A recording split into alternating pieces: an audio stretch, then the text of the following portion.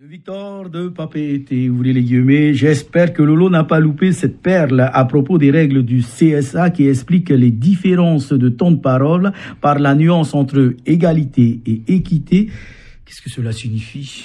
Bonjour Victor, bonjour à tous. Un vrai sujet sérieux pour un 1er avril férié qui ressemble à un sujet du bac philo.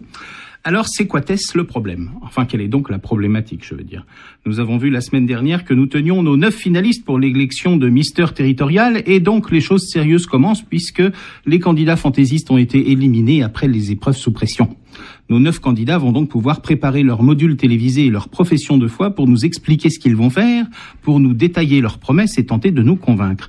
Et donc, le CSA, le Conseil supérieur de l'audiovisuel, est venu en Polynésie et ils nous ont envoyé la délicieuse Christine Kelly, comme quoi on a de la chance parce qu'on aurait pu avoir Catherine Laborde.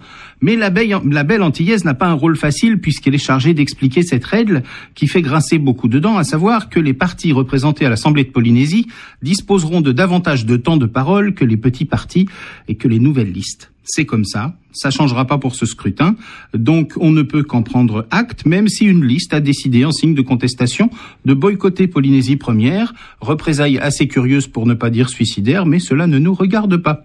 En même temps, ce n'est pas une surprise, la règle n'est pas nouvelle, mais je pense à un candidat nouveau qui arrive au terme du chemin de croix, pour utiliser une image pascale d'actualité, du montage de sa liste, avec tout ce que cela suppose de démarches administratives, et qui doit maintenant subir cet exercice de style de se faire connaître dans un laps de temps ultra réduit. La logique et la démocratie n'imposeraient-elles pas que chacun ait le même temps de parole ? Ou alors, si on suit cette logique, les 3 grosses listes qui vont pouvoir plus longuement s'exprimer devraient aussi avoir davantage de panneaux d'affichage devant les bureaux de vote ou des panneaux plus grands. Et si on appliquait ce principe dans d'autres domaines, c'est un peu finalement comme si on organisait un match de foot PSG-Tefana et que l'on donne 3 buts d'avance au PSG sous prétexte que c'est un club en Ligue 1. En plus, franchement, les 3 listes qui vont avoir davantage de temps de parole que les autres sont composées de gens qui sont dans le PPP, le paysage politique polynésien, depuis 20 ans et plus. Donc, sans aller jusqu'à dire que l'on entendra le même sempiternel baratin, on va quand même entendre toujours la même chose répétée en boucle depuis un bail.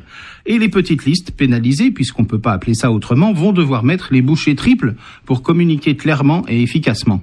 On entend des appels au renouvellement et au rajeunissement de la classe politique, mais en favorisant le droit d'expression des anciens, ça va être compliqué.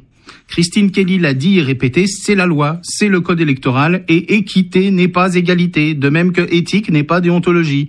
C'est pourtant pas compliqué à comprendre. L'égalité, c'est ce qui est identique, et l'équité, c'est ce qui est pareil, à moins que ce soit l'inverse.